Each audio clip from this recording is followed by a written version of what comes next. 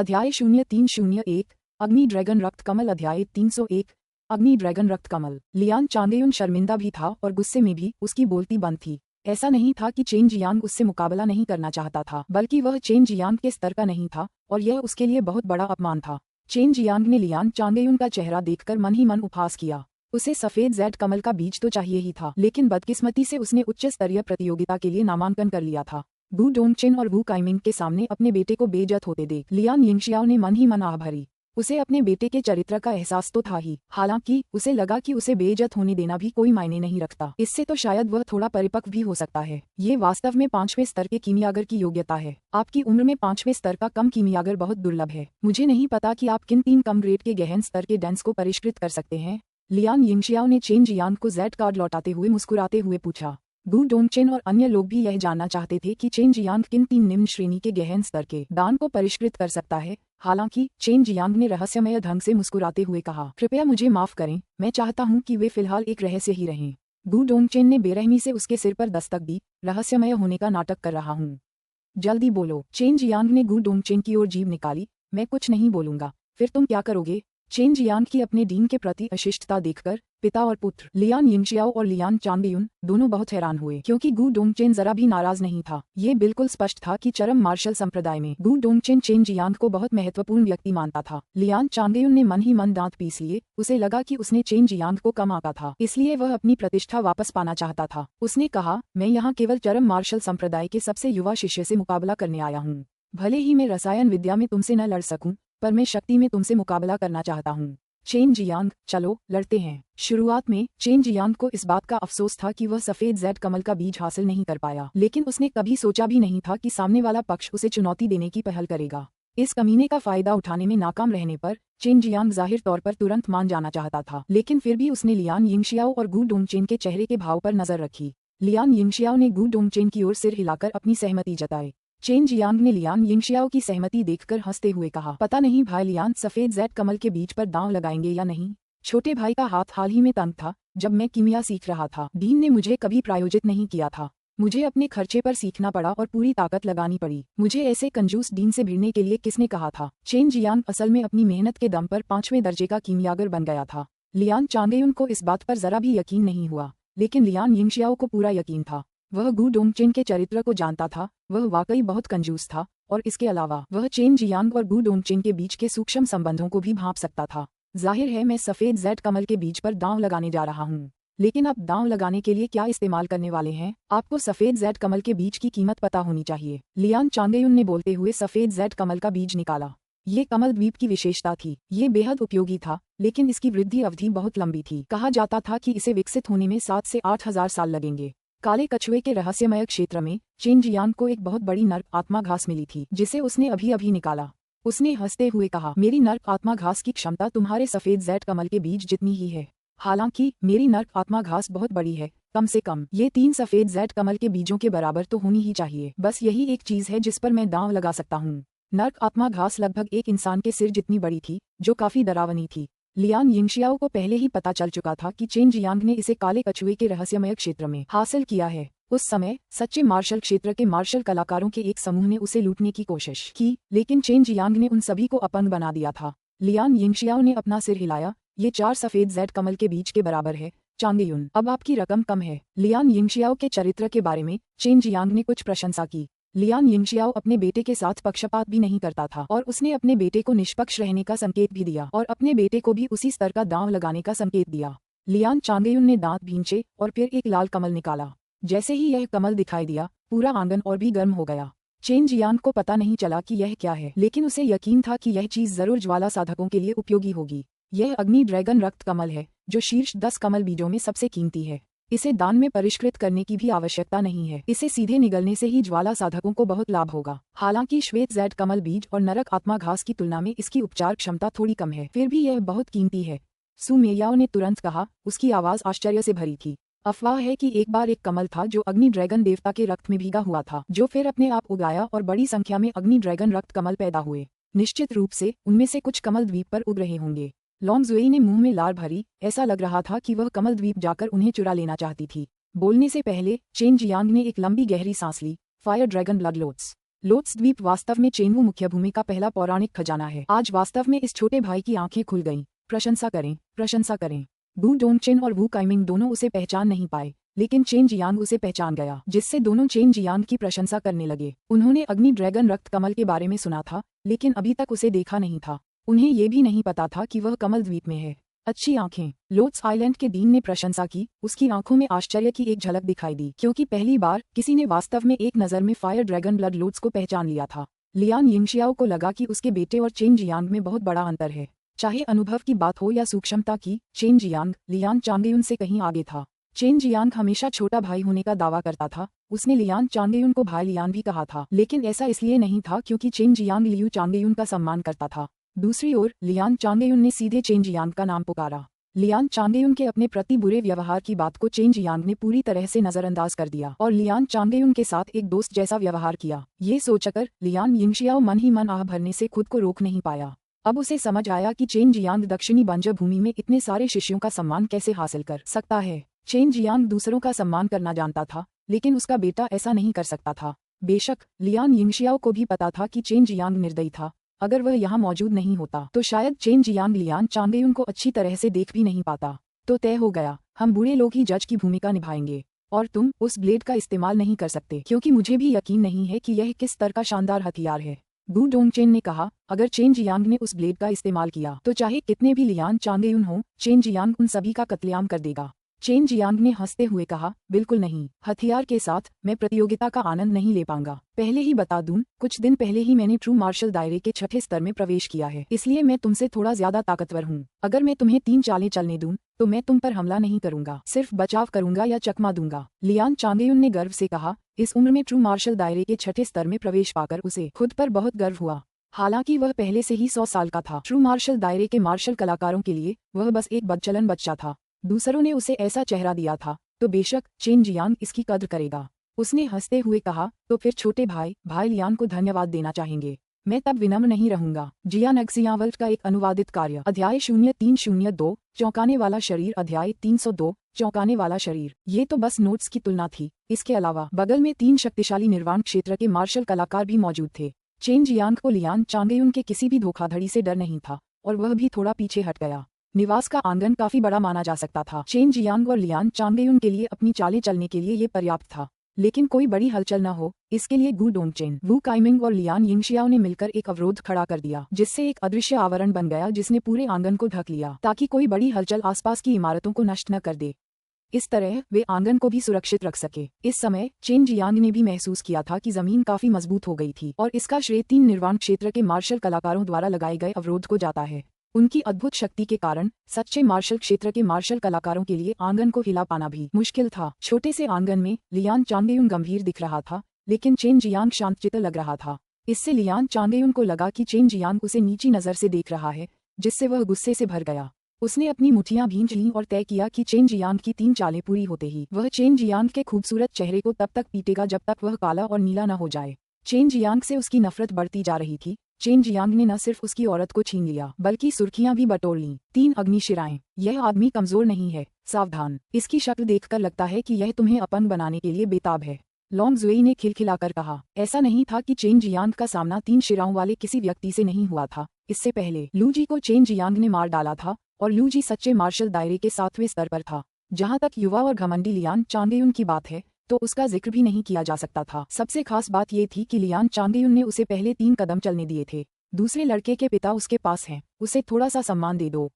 सू मियो ने हंसते हुए कहा। उसे चिंता थी कि चेन जियांग 3 चालों में सब कुछ निपटा देगा। तब तक बाप बेटे दोनों मुंह दिखाने लायक नहीं रहेंगे। चेन जियांग दुनिया के तौर तरीकों को समझता था, इसीलिए वह थोड़ा शांत रहने का इरादा रखता था। शुरू करो, वू डोंगचेन चिल्लाया। चेन जियांग की ताकत को लेकर उसे पूरा भरोसा था। चेन जियांग उसके युवा मार्शल चाचा होने के साथ साथ चरम मार्शल संप्रदाय में अपनी पीढ़ी के स्तंभ भी थे। निस्संदेह वह चाहता था कि चेन जियांग जीत जाए, ताकि उसे थोड़ी और प्रतिष्ठा मिल सके। चेन जियांग एक कदम आगे बढ़ा और अपनी आकृति की एक लंबी चेन घसीटता हुआ बाहर निकला। उसकी गति अच्छी थी, लेकिन लियान चांगेयुन ने मन ही मन उपहास किया, क्योंकि उसे लगा कि चेन जियांग की गति बहुत धीमी है, उसकी तुलना में कहीं नहीं। जैसे ही चेन जियांग ने अपनी मुठियां मारी, एक तेज और जोरदार मुक्का हवा में उछला, एक तेज ध्वनि के साथ फटा और लियान चांगेयुन की छाती पर लगा। उसकी गति और विस्फोटक शक्ति दोनों ही अद्भुत थीं। लेकिन लियान चांगेयुन और इन निर्वाण क्षेत्र के मार्शल कलाकारों की नजर में यह अभी भी कुछ कमजोर था। लियान चांगेयुन ने तिरस्कार पूर्वक मुस्कुराते हुए बस एक तरफ झुककर बचाव किया। चेन जियांग को इस प्रतिक्रिया की उम्मीद थी, इसलिए उसने जल्दी से अपने सहायक पैर की ओर पैर घुमाया, मानो कोई विशाल कुल्हाड़ी चल रही हो। अगर उसका निशाना कोई विशाल पेड़ होता तो वह उसे आसानी से काट देता। जब लियान चांगेयुन को पैर के झटके का खतरा महसूस हुआ तो उसकी एक बाह पर ज्वाला भड़क उठी। उसके डेंटियन के भीतर से प्रचुर ट्रू क्यूई उसकी बाह में भर गई, जिससे उसकी बाह में एक शक्तिशाली झुलसाने की क्षमता आ गई। जब उसने अपनी मुठ्ठियां मारी तो उसके शरीर के भीतर की ज्वाला ट्रू क्यूई फूट पड़ी और चेन जियांग के पैर पर बेरहमी से प्रहार किया। जैसे ही मुक्का चेन जियांग के लहराते पैर पर लगा, उसे बस हल्की सी गर्मी महसूस हुई, बस। हालांकि उसका शरीर फिर भी पीछे की ओर उछला, लेकिन हवा में एक बैकफ्लिप के साथ उसने अपनी जमीन मजबूती से थामे रखी। जैसे ही उसके पैर जमीन पर पड़े, वह तीर की तरह उछला, अपनी दोनों मुट्ठियों से मुक्का मारता हुआ सीधे लियान चांगेयुन की छाती की ओर। लियान चांगेयुन ने अपने दोनों हाथों को आपस में बांधकर चेन जियांग की मुट्ठियों को रोक लिया, जबकि उसके शरीर से झुलसती हुई ची फूट पड़ी। जैसे ही दोनों शक्तियां आपस में टकराईं, जमीन में कंपन दौड़ गया। लियान चांगेयुन से फूटती हुई सच्ची ची की ज्वाला से चेन जियांग पीछे हट गया। चूंकि तीनों चालें पहले ही पूरी हो चुकी थीं, लियान चांगेयुन ने तुरंत अपना हमला शुरू कर दिया। उस समय उसका पूरा शरीर एक जलते हुए खूंखार बाघ की तरह था और वह चेन जियांग की ओर दौड़ा। शुरू से अंत तक चेन जियांग ने अपनी सच्ची क्यूई का इस्तेमाल नहीं किया था। उसने केवल अपनी शारीरिक शक्ति का इस्तेमाल हमला करने के लिए किया था। उसका शरीर अमर और शैतानी शरीर के 5वें स्तर पर था, इसलिए वह अपनी काया की शक्ति का परीक्षण करना चाहता था। लियान चांगेयुन एक ज्वलंत लाल आकृति में बदल गया। उसके दोनों हाथ कसकर जकड़े हुए थे। उसी समय जब वह चेन जियांग की ओर झपटा, उसकी मुट्ठियों में एक तीव्र लपट उभरी, मानो कोई जलता हुआ लाल विशाल हथौड़ा चेन जियांग के सिर पर जोर से वार कर रहा हो। अप्रत्याशित रूप से लियान चांगेयुन ने इतनी बेरहमी से काम किया। चेन जियांग मन ही मन थोड़ा गुस्से में था और उसने बिजली की तरह मुंह के बरसाए। हैरानी की बात यह थी कि चेन जियांग ने चकमा नहीं दिया, बल्कि आने वाले हमले का मुक्कों से सामना किया। चेन जियांग की हरकत से लियान चांगेयुन थोड़ा हैरान हुआ और गु डोंगचेन और बाकी लोगों के लिए भी यही सच था। लियान चांगेयुन की चाल काफी शक्तिशाली थी, फिर भी चेन जियांग ने चकमा देने का विकल्प नहीं चुना। एक धमाका हुआ और छोटा सा आंगन थोड़ा कांप उठा। जैसे ही विस्फोट से ची तरंगे फूटी और अवरोध से टकराईं, वे तुरंत गायब हो गईं। लियान चांगेयुन को उम्मीद नहीं थी कि चेन जियांग की ताकत वाकई इतनी जबरदस्त होगी। उसने अपनी मुट्ठियों के बल पर ही उस शक्तिशाली और भयंकर ज्वालामय प्रहार का डटकर सामना किया था। चेन जियांग के पैर जमीन पर धंस चुके थे, फिर भी वह मजबूती से खड़ा था, जबकि धुआं उसकी मुट्ठियों से ऊपर उठ रहा था। लियान चांगेयुन झटके से बहुत दूर उड़ गया, लगभग बाधा से बाहर गिर गया। अपने बेटे को उड़ता देख लियान यिंगशियाओ की पुतलियां बुरी तरह से उड़ गईं। उसका चेहरा बेहद गंभीर हो गया, क्योंकि उसने देखा था कि चेन जियांग अपनी सच्ची क्यूई का इस्तेमाल भी नहीं कर रहा था। गु डोंगचेन और वू काइमिंग को भी इसका एहसास हो गया था। पिछली बार चेन जियांग और लू जी की लड़ाई के दौरान वे दोनों जानते थे कि चेन जियांग का शरीर काफी मजबूत है, लेकिन उन्हें उम्मीद नहीं थी कि चेन जियांग इस हद तक पहुंच जाएगा। अपनी मुट्ठियों की ताकत से ही वह लियान चांगेयुन की प्रचंड लपटों से टकराया था। इस जुए की लड़ाई को लेकर लियान यिंगशियाओ पहले तो अपने बेटे की जीत को लेकर बहुत आश्वस्त था, लेकिन अब वह मन ही मन आहें भर रहा था। उसे अब पता था कि नतीजा पहले ही तय हो चुका है। चेन जियांग जानबूझकर खुद को छुपा रहा था और उसने अभी तक अपनी असली ताकत का इस्तेमाल भी नहीं किया था। ये लियान चांगेयुन को थोड़ा अच्छा दिखाने के लिए भी था, वरना उन 3 चालों में चेन जियांग आसानी से लियान चांगेयुन को हरा सकता था। चेन जियांग की शारीरिक शक्ति पहले से ही लियान चांगेयुन के बराबर थी। अगर ट्रू क्यूई को शामिल किया जाता तो बिना किसी संदेह के लियान चांगेयुन को हराया जाता। लियान चांगेयुन को कुछ भी समझ नहीं आया। उसने चेन जियांग के झगड़ों की जांच पड़ताल की थी, इसलिए वह जानता था कि चेन जियांग का सबसे शक्तिशाली हमला न तो ज्वाला थी और न ही नीला सच्चाची, बल्कि वह एक अदृश्य और रंगहीन सच्चाची था। इस बिंदु पर उसे विश्वास हो गया कि चेन जियांग ने उस अदृश्य और रंगहीन सच्चाची का इस्तेमाल किया है, अन्यथा चेन जियांग उसके वार को रोक नहीं पाता। लियान चांगेयुन भी बुरा नहीं था। उसने एक बार फिर चेन जियांग पर हमला किया। उसका शरीर टिमटिमाया और फिर वह तुरंत चेन जियांग के सामने पहुंच गया। उसके बाद कई बेतुके घूंसे बरसाए, पलक झपकते ही लाल मुट्ठियों के अनगिनत रूप प्रकट हो गए। ये मुट्ठियां चेन जियांग की ओर तेजी से और बहुत तेज थीं। पल भर में चेन जियांग के ऊपरी वस्त्र फट गए। हालांकि उसकी मुट्ठियां चाहे कितनी भी तेज क्यों न हो, वे चेन जियांग के सिर पर कभी नहीं लगीं। ऐसा नहीं था कि चेन जियांग ने उन्हें चकमा दिया था, बल्कि इसके विपरीत चेन जियांग की मुट्ठियों ने उन सभी को रोक दिया था। इसलिए उसकी मुट्ठियों का ज्यादातर हिस्सा चेन जियांग के ऊपरी शरीर पर ही लगा। चेन जियांग के ऊपरी शरीर की मांसपेशियां बहुत मजबूत थीं। वे बहुत दृढ़ और शक्ति से भरपूर लग रही थीं। उनके बाएं कंधे पर सफेद ड्रैगन के टैटू के साथ उनका ऊपरी शरीर मर्दाना जोश से भरा हुआ था। चेन जियांग पर लगातार पड़ रही उन शक्तिशाली लपटों के बावजूद चेन जियांग ने पलक तक नहीं झपकाए। इसके अलावा उसने प्रतिरोध करने के लिए अपनी सच्ची क्यूई का एक अंश भी नहीं छोड़ा था। ये बिल्कुल स्पष्ट था कि उसका शरीर कितना भयानक था। लियान यिंगशियाओ ने हल्की सी आह भरी। चेन जियांग तो प्रकृति का एक अद्भुत प्राणी था। अपने 10,000 साल के जीवन में वह पहली बार इतने शक्तिशाली बालक से मिला था। उसका मानना था कि अगर चेन जियांग 1-2000 साल तक जीवित रहा तो वह चेनवू मुख्य भूमि में एक महान व्यक्ति जरूर बन जाएगा। इस समय लियान चांगेयुन को भी एहसास हुआ कि कुछ गड़बड़ है। चेन जियांग पर उसके मुक्कों के प्रहार के बाद उसे चेन जियांग के शरीर में हल्की गर्मी और मांसलता का एहसास हुआ। इस एहसास के अलावा उसे किसी और शक्ति का एहसास नहीं हुआ। अचानक उसके मन में एक विचार उभरा। चेन जियांग ने सिर्फ अपने शरीर से ही उसके मुक्कों का प्रतिरोध किया था। लियान चांगेयुन के लिए यह अकल्पनीय था, इसलिए वह इस तथ्य को स्वीकार नहीं कर पा रहा था। उसे अपनी ताकत पर पूरा भरोसा था, लेकिन जब दूसरे पक्ष ने सिर्फ अपने शरीर का इस्तेमाल करके प्रतिरोध किया तो लियान चांगेयुन का सारा आत्मविश्वास डगमगा गया। जियान एक्सियावल्ट का एक अनुवादित कार्य अध्याय 0303 10,000 साल का स्पिरिट मिल्क अध्याय 303 10,000 साल का स्पिरिट मिल्क। लियान चांगेयुन ने और भी बेरहमी से हमला किया, कहीं उसका कमजोर होता आत्मविश्वास गायब न हो जाए। जैसे ही लियान चांगेयुन की उग्र और दबंग जलती हुई मुठियां चेन जियांग पर बारिश की तरह बरसने लगीं। चेन जियांग को हल्की जलन महसूस हुई, लेकिन वह पहले की तरह ही उसे सह रहा था। उसने सिर्फ अपने सिर की रक्षा के लिए अपनी मुठियों का इस्तेमाल किया। लियान चांगेयुन के किसी भी वार को अपने ऊपर नहीं आने दिया। हालांकि लियान चांगेयुन अभी भी लगातार उसके सिर पर वार करने की कोशिश कर रहा था, और अगर एक वार भी हो जाता तो वह बहुत घातक होता। ऐसे में चेन जियांग को थोड़ा गुस्सा आया। उसने अचानक अपना हाथ बढ़ाया और लियान चांगेयुन की आग जैसी मुट्ठी पकड़ ली। जैसे ही उसके डेंटियन से अचानक सच्ची ची निकली, चेन जियांग की पकड़ और भी मजबूत हो गई। चेन जियांग ने अचानक लियान चांगेयुन की मुट्ठी पकड़ ली, जिससे वह चौंक गया। चेन जियांग ने इतनी आसानी से उसकी मुट्ठी पकड़ ली, और उसकी पकड़ भी बहुत मजबूत थी। लियान चांगेयुन ने कितनी भी ताकत लगाई, वह खुद को छुड़ा नहीं पाया। जैसे ही लियान चांगेयुन ने चेन जियांग के सिर पर एक और तेज मुक्का मारने का इरादा किया, चेन जियांग ने ठंडी खर्राटों के साथ अपनी उंगलियां जोर से मसलनी शुरू कर दी। Crack crack. इसके तुरंत बाद सिर्फ हड्डियां टूटने की आवाजें गूंजीं, जिसके बाद लियान चांगेयुन की कान फाड़ देने वाली चीखें सुनाई दीं। चेन जियांग ने उसका हाथ तोड़ दिया था, जिससे लियान चांगेयुन और भी ज्यादा क्रोधित हो गया। उसकी मुक्त हुई अग्निमय मुट्ठी पर जैसे जैसे उसका आकार बढ़ता गया, लपटें और भी तेज और अशांत होती गईं। उसकी मुट्ठी जलते हुए उल्कापिंड की तरह थी जो चेन जियांग के सिर की ओर फट रही थी। चेन जियांग अभी भी लियान चांगेयुन की टूटी हुई मुट्ठी को पकड़े हुए था, और इस समय चेन जियांग ने लियान चांगेयुन को जोर से धक्का दिया और उसे बाधा से बाहर फेंक दिया। लियान चांगेयुन के क्रूर उपायों ने आखिरकार चेन जियांग को पूरी तरह से क्रोधित कर दिया, जिससे उसके पूरे शरीर से सच्ची ची निकल आई, और जैसे ही वह शक्तिशाली सच्ची ची निकली, वह उसके सभी अंगों और हड्डियों में फैल गई। सच्ची ची के प्रयोग ने चेन जियांग को और भी शक्तिशाली बना दिया, लेकिन इससे उसे हल्की वध करने वाली ची भी मिल गई। लियान चांगेयुन चिल्लाया और फिर चेन जियांग की ओर दौड़ा। उसका सुंदर चेहरा अब थोड़ा घिनौना हो गया था। उसकी आंखों में नफरत भरी हुई थी, मानो वह चेन जियांग को मार डालने के लिए बेताब हो। उसके शरीर से भयानक लपटें निकल रही थीं। वह पहले ही अपना होश खो चुका था। श्वेत बाघ दिव्य मुट्ठी। चेन जियांग के हृदय में बढ़ते क्रोध के साथ एक तीव्र वधकारी क्यूई ने पूरे आकाश को ढक लिया। उसकी दोनों मुट्ठियों के तीव्र प्रहार के साथ समुद्र की प्रचंड लहरों जैसे बाघ के सिर जैसी मुट्ठियों के असंख्य छायाचित्र उभर आए। उन्होंने एक के बाद एक प्रचंड क्यूई लहरें छोड़ते हुए आसपास की हवा को हिला दिया, जिसके बाद धरती को हिला देने वाली छायादार मुट्ठियां लियान चांगेयुन की ओर टूट पड़ीं।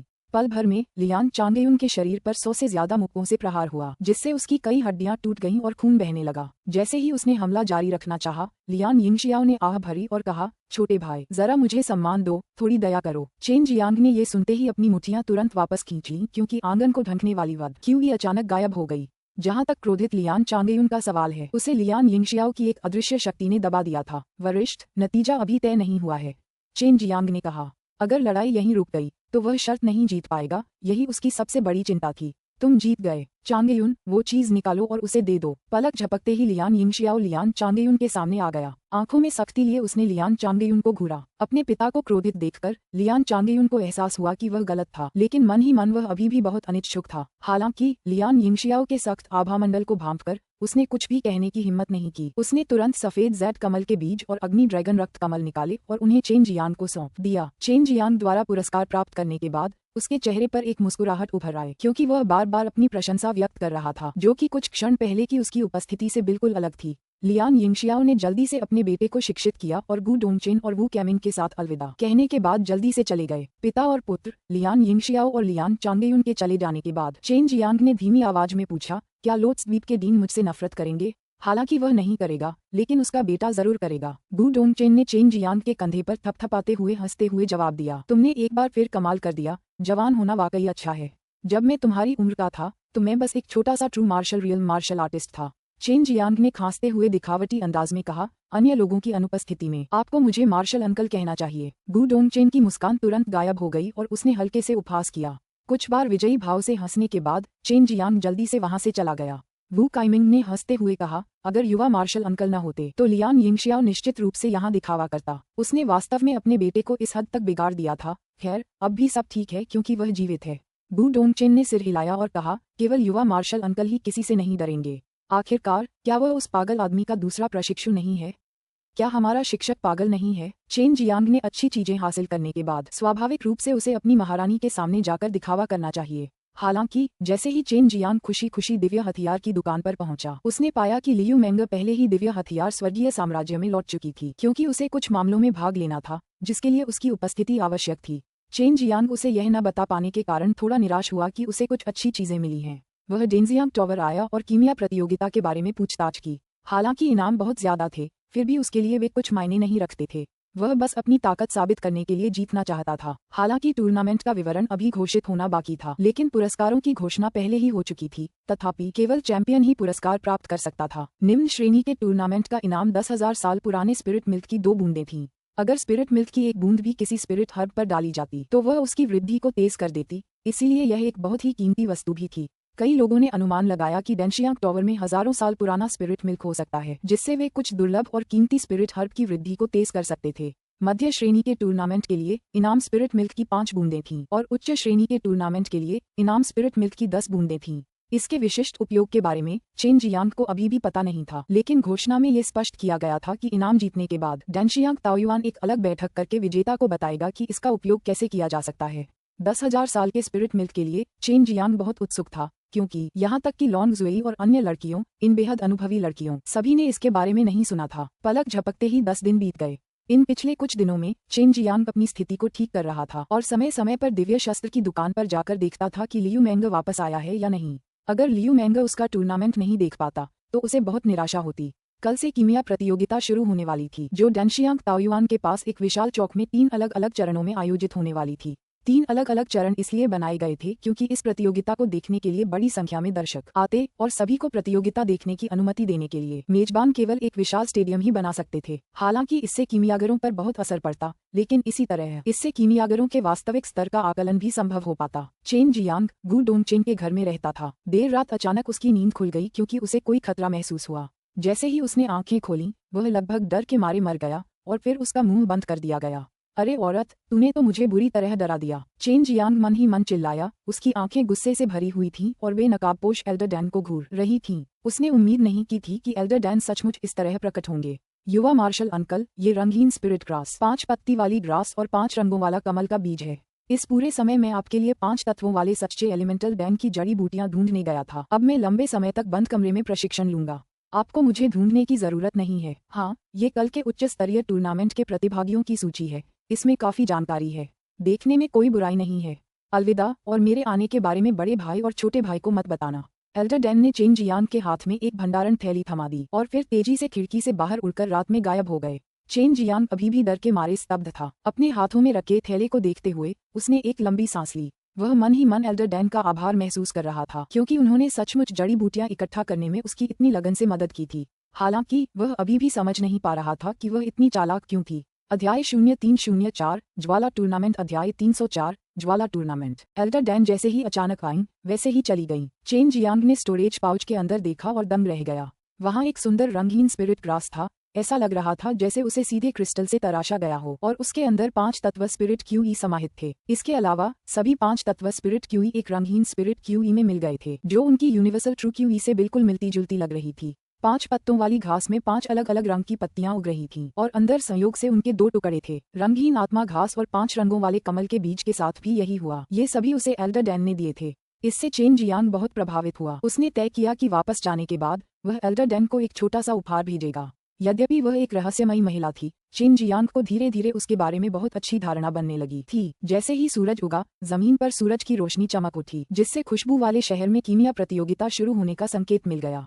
चेन जियांग इस उच्च स्तरीय प्रतियोगिता में था। वह इसमें भाग लेने वाला अब तक का सबसे कम उम्र का खिलाड़ी भी था और 5वें स्तर तक पहुंचने वाला एकमात्र कीमियागर भी था। उच्च स्तरीय टूर्नामेंट में ज्यादा प्रतिभागी नहीं थे, लेकिन दर्शकों की संख्या तो बिल्कुल अलग थी। इस प्रतियोगिता को देखने वाले अनगिनत लोग थे। टूर्नामेंट का मंच पूरी तरह से घिरा हुआ था। मंच पर केवल 30 टैबोरेट थे, जिसका मतलब साफ था कि केवल 30 प्रतिभागी ही थे। जहां तक निम्न स्तरीय और मध्यम स्तरीय टूर्नामेंट में प्रतिभागियों की बात है, उनकी संख्या 100 से भी ज्यादा थी। इसलिए उनका टूर्नामेंट मंच भी बहुत बड़ा था। उसकी माँ, क्या छोटा भाई चेन नहीं आया?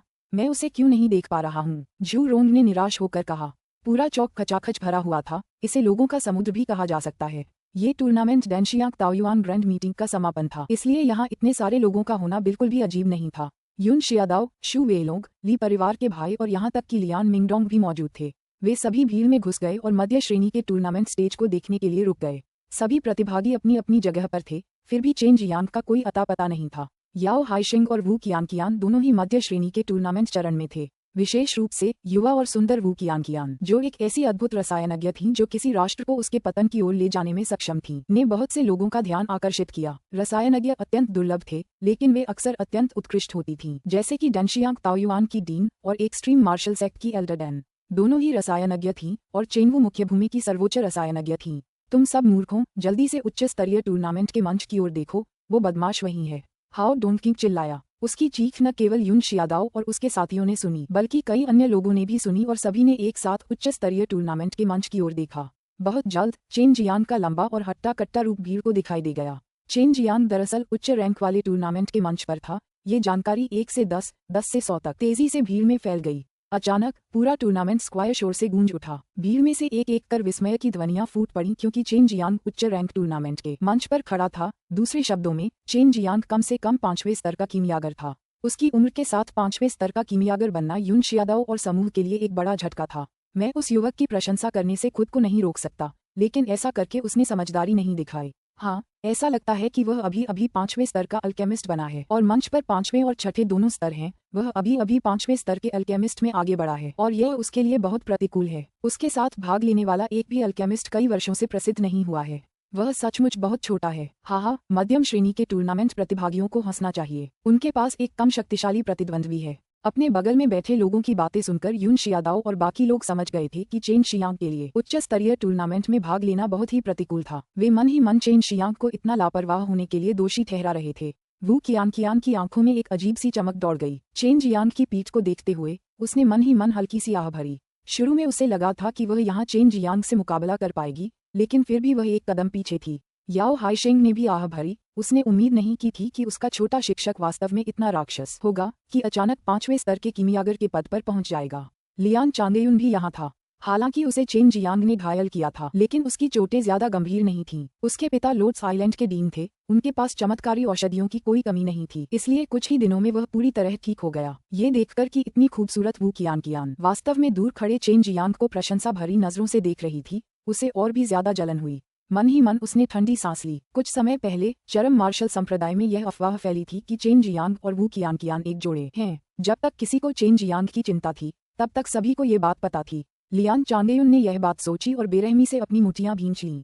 वह चेन जियांग का सिर फोड़ने के लिए बेताब था। यून शियादाओ और उनके समूह को एक ऐसी जगह मिल गई जहां वे मध्यम और उच्च श्रेणी के टूर्नामेंट दोनों को एक साथ देख सकते थे। इसी दौरान श्रीमती ली भी टूर्नामेंट के पहले दौर की घोषणा करने के लिए उच्च श्रेणी के टूर्नामेंट के मंच पर पहुंच गईं। किसी कीमियागर के लिए ज्वाला सबसे बुनियादी चीज है और इसीलिए पहला चरण ज्वालाओं की एक प्रतियोगिता है। ये देखने के लिए एक परीक्षा है कि किसकी ज्वालाएं ज्यादा प्रबल हैं और किसकी अपनी ज्वालाओं को नियंत्रित करने की क्षमता ज्यादा है। जब श्रीमती ली बोलती रहीं, तो कुछ लोग मंच पर चढ़ गए और सबके सामने चौड़े टब पर एक जांघ जितनी मोटी और आदमी के आधे आकार की मोमबत्ती रख दी। आपके सामने रखी इन मोमबत्तियों में चावल के दाने के आकार के कुछ लाल बर्फ के टुकड़े हैं। आपको मोमबत्ती जलानी है और फिर उन छोटे लाल बर्फ के कणों को निकालकर अपने पास रखे बर्फ के डिब्बे में रखना है। प्रत्येक मोमबत्ती के अंदर 100 बर्फ के कण हैं। जब ये गणना करने का समय आएगा कि इस दौर में कौन पास होगा, तो जिसने सबसे कम लाल बर्फ के कण निकाले हैं, उसे बाहर कर दिया जाएगा। चेन जियांग ने अपनी दिव्य चेतना का प्रयोग करते हुए अपने सामने रखी मोमबत्ती को ध्यान से देखा। वास्तव में उसके अंदर विशेष बर्फ के कण थे। सामान्य परिस्थितियों में उन्हें पिघलाना बहुत मुश्किल था, लेकिन अगर वे आग के संपर्क में आते तो वे तुरंत वाष्पित हो जाते। उच्च श्रेणी के टूर्नामेंट के प्रत्येक दौर में 5 प्रतिभागियों को बाहर किया जाना था।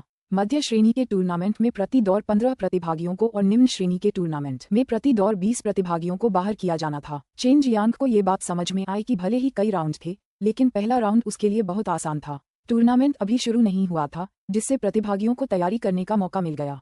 चेन जियांग ने प्रतिभागियों पर एक नजर डाली। कल रात एल्डर डैन ने उन्हें इन लोगों के बारे में जानकारी दी थी। कुछ दुर्लभ अपवादों को छोड़कर बाकी लोग चेनवू मुख्य भूमि के प्रसिद्ध कीमियागर थे। प्रतिभागियों में डेनशियांग ताओयुआन और लोट्स आइलैंड के रसायन शास्त्री कुल प्रतियोगियों में से आधे थे। डेनशियांग ताओयुआन से 8 लोग उपस्थित थे, जबकि लोट्स आइलैंड से 7।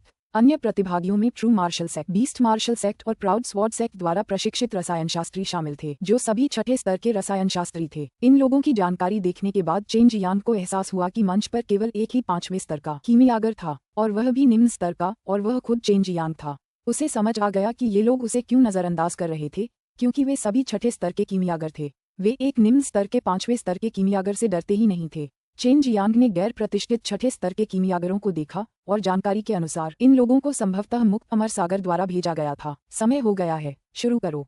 श्रीमती ली ने दौड़ शुरू होने की घोषणा की। पूरा मैदान शांत हो गया। सभी लोग मंच पर मौजूद रसायन शास्त्रियों को ध्यान से देख रहे थे। सभी के दिलों में ये रसायन शास्त्री एक महान हस्ती थे, लेकिन अब उन्हें प्रतिस्पर्धा करते हुए इतने करीब से देखने का मौका मिल रहा था। कुल मिलाकर सभी लोग उत्साहित और रोमांचित थे। प्रतियोगिता का पहला दौर कठिन तो था, पर कठिन नहीं, सरल तो था, पर सरल नहीं, क्योंकि यह न केवल अग्नि परीक्षा थी, बल्कि यह व्यक्ति की दिव्य अनुभूति और अग्नि पर नियंत्रण की भी परीक्षा थी। लपटें निकलने के बाद कई कीमियागरों को एहसास हुआ कि मोमबत्ती साधारण नहीं थी। उसे पिघलाना बहुत मुश्किल था। अगर वे लपटों का तापमान बढ़ाते तो उन्हें उन नाजुक लाल बर्फ के कणों पर पड़ने वाले असर की चिंता होती। ये कई लोगों के लिए बड़ी सिरदर्दी का कारण था। ये लोग न तो मोमबत्ती जलाते रह सकते थे, न ही अपनी लपटें रोक सकते थे, क्योंकि दोनों ही रास्ते विनाश की ओर ले जाते। केवल वे ही जिन्हें अपनी लपटों और दिव्य ज्ञान पर अटूट विश्वास था, मोमबत्ती को जलाए रखने का साहस कर सकते थे। चेन जियांग भी उनमें से एक था। उसकी लपटें सबसे प्रचंड थीं।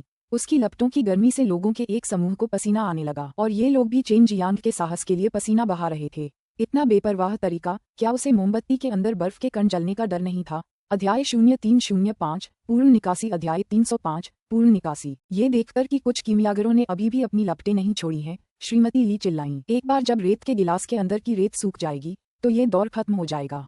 अगर किसी ने कार्य पूरा नहीं किया तो यह आपकी हार मानी जाएगी और आपको बाहर कर दिया जाएगा। चेन जियांग ने घंटे की शीशी को देखा और अंदाजा लगाया कि इसे पूरी तरह से सूखने में लगभग आधा घंटा लगेगा। समय बहुत कम था और मोमबत्ती को जलाना भी बहुत मुश्किल था। और तो और मोमबत्ती जलाते समय उन्हें बहुत सावधानी बरतनी पड़ती थी, वरना अंदर के बर्फ के कण जल जाते। टूर्नामेंट के तीनों चरणों में से केवल उच्च रैंक वाले टूर्नामेंट के कीमियागरों ने ही अपनी लपटें पूरी तरह से बुझाई थीं, जबकि बाकी 2 चरणों के कीमियागरों का समूह हिचकिचा रहा था। हालांकि कोई भी प्रतिस्पर्धा न करके टूर्नामेंट से बाहर नहीं होना चाहता था।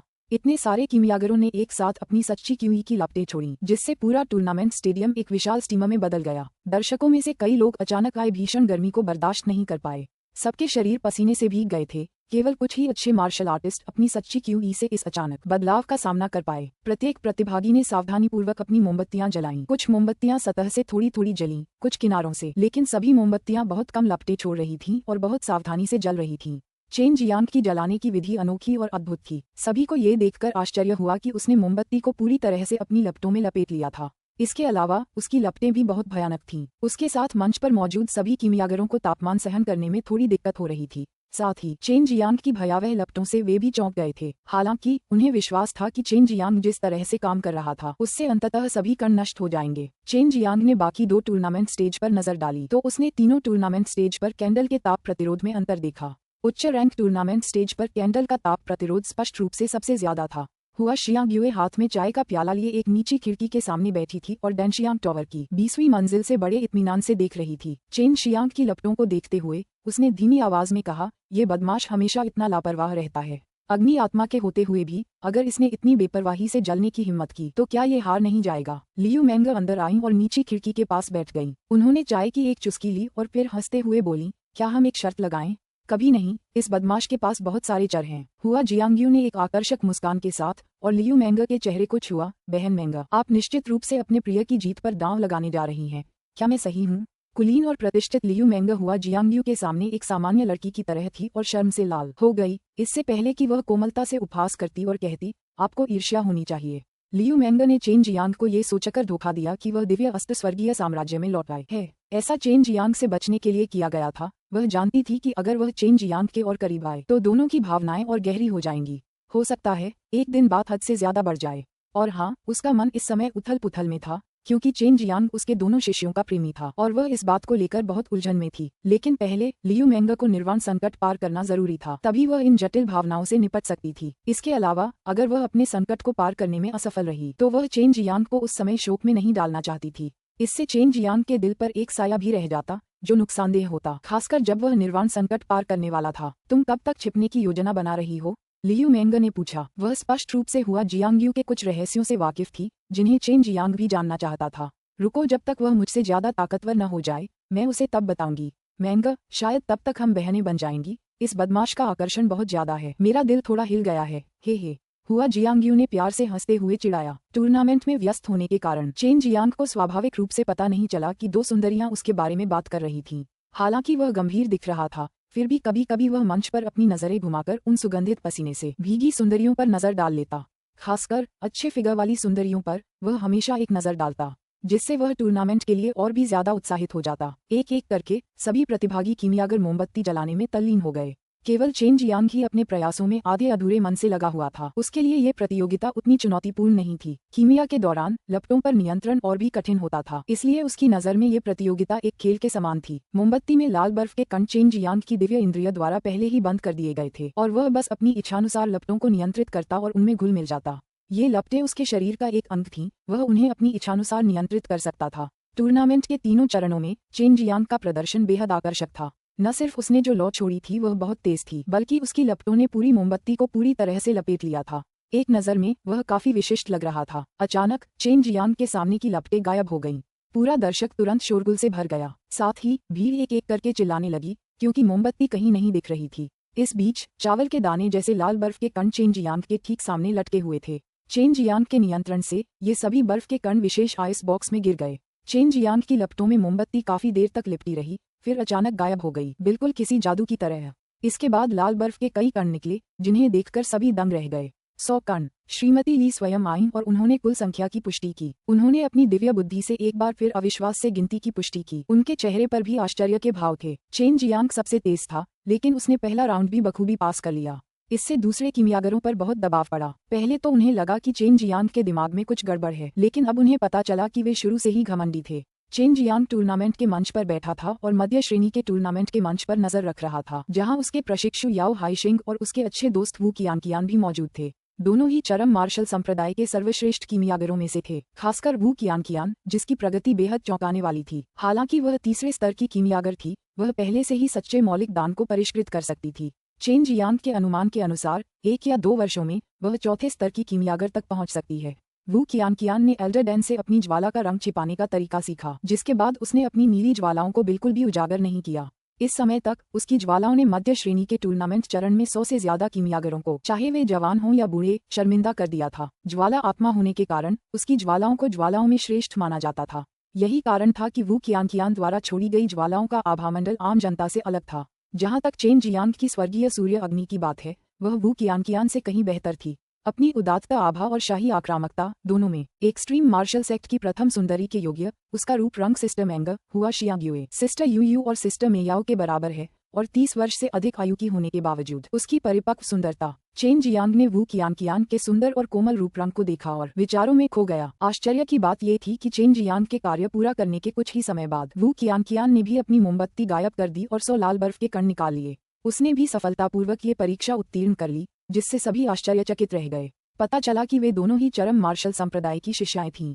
वू कियानकियान के काम खत्म होते ही उसने चेन जियांग की ओर देखा और शरारती अंदाज में जीभ निकालकर उसे चिढ़ाया। फिर उसने एक प्यारी सी मुस्कान बिखेरी, जो देखने में बेहद खूबसूरत थी। वू कियानकियान और चेन जियांग को एक दूसरे से प्यार भरी नजरों से देखते हुए लियान चांगेयुन के खून की बूंद तक नफरत हो गई। हालांकि उसने कई खूबसूरत औरतों के साथ काम किया था, लेकिन उन औरतों में सिर्फ रूप और शरीर था, कोई ओहदा नहीं था। वे सभी उसकी दौलत की ओर आकर्षित थीं, जिससे उसे कोई फायदा नहीं होता था। जू जियांगसियन और वू कियानकियान जैसी उच्च और अलग सुंदरियां इस युवा स्वामी के लिए सबसे आकर्षक प्रकार का खजाना थीं। जियान एक्सियावल्ट का एक अनुवादित कार्य, अध्याय 0306, दूसरा दौर, अध्याय 306, दूसरा दौर। वू कियानकियान की गति देखकर चेन जियांग को जरा भी आश्चर्य नहीं हुआ। उसके पास ब्लू स्टार अग्नि आत्मा थी और अग्नि आत्मा के प्रयोगकर्ता लपटों और उसके तापमान को नियंत्रित करने में सामान्य कीमियागरों से कई गुना बेहतर थे। जैसे जैसे रेत के गिलास में रेत धीरे धीरे नीचे गिरती गई, मंच पर माहौल बेहद तनावपूर्ण होता गया। कुछ कीमियागर ऐसे भी थे जिनकी मोमबत्ती अभी भी नहीं पिघली थी, खासकर निचले स्तर के टूर्नामेंट के मंच पर, जहां ये घटना सबसे आम थी। उच्च रैंक टूर्नामेंट चरण में कीमियागरों का स्तर निश्चित रूप से सबसे ऊंचा था। सभी कीमियागर उन लाल बर्फ के कणों को बाहर निकालने में सक्षम थे। जैसे ही रेत का आखिरी कण रेत के गिलास में अपनी यात्रा पूरी कर चुका था, पहले दौर की समाप्ति की घोषणा कर दी गई। इसके बाद कीमियागरों द्वारा निकाले गए हर लाल बर्फ के कण की जांच शुरू हुई। जो लोग मोमबत्ती नहीं पिघला पाए या जिन्होंने सबसे कम बर्फ के कण निकाले थे उन्हें बाहर कर दिया गया। उच्च रैंक टूर्नामेंट के चरण में चेन जियांग निकाले गए बर्फ के कणों की मात्रा के मामले में सबसे आगे था, और यह भी नहीं कि वह पहले ही प्रतियोगिता समाप्त कर चुका था। उच्च रैंक चरण में निकाले गए बर्फ के कणों की सबसे कम मात्रा अभी भी 70 थी। पहले दौर के नियमों के अनुसार सबसे कम मात्रा में निकाले गए 5 प्रतिभागियों को उच्च रैंक टूर्नामेंट से बाहर कर दिया गया। कुछ छठे स्तर के कीमियागर चेन जियांग से बहुत ईर्ष्या कर रहे थे, साथ ही कुछ कीमियागरों को थोड़ा अफसोस भी हुआ। एक नीच 5वें स्तर का कीमियागर पहले दौर से तो गुजर सकता था, लेकिन उसे बाहर कर दिया गया, जिससे उसके दिल में बहुत बेचैनी थी। बाहर होने वाले प्रतिभागियों में सबसे ज्यादा संख्या निम्न श्रेणी के टूर्नामेंट से थी। कई कीमियागर ऐसे थे जो बर्फ का एक भी कण नहीं निकाल पाए। अचानक आधे से ज्यादा प्रतिभागी बाहर हो गए। इस दृष्टिकोण से अधिकांश प्रतिभागियों का नियंत्रण निम्न रैंक टूर्नामेंट चरण में पर्याप्त नहीं था। इसके बाद दूसरा दौर था, और सामान्य ज्ञान के अनुसार ये दौर पिछले दौर से कठिन होने वाला था। अब दूसरा राउंड शुरू होगा। श्रीमती ली की आवाज गूंजते ही कुछ लोग हर टूर्नामेंट स्टेज पर चढ़ गए और फिर टूर्नामेंट स्टेज पर खाली जगह पर ढेर सारी सूखी जड़ी बूटियां रख दी। ये जड़ी बूटियां बेहद घटिया क्वालिटी की लग रही थीं। कुछ जड़ी बूटियां इतनी पुरानी हो चुकी थीं कि अब मरने ही वाली थीं। कुछ जड़ी बूटियां तो सड़ भी गई थीं। इन कीमियागरों की नज़र में ये सारी जड़ी बूटियां कचरे के अलावा कुछ नहीं थीं।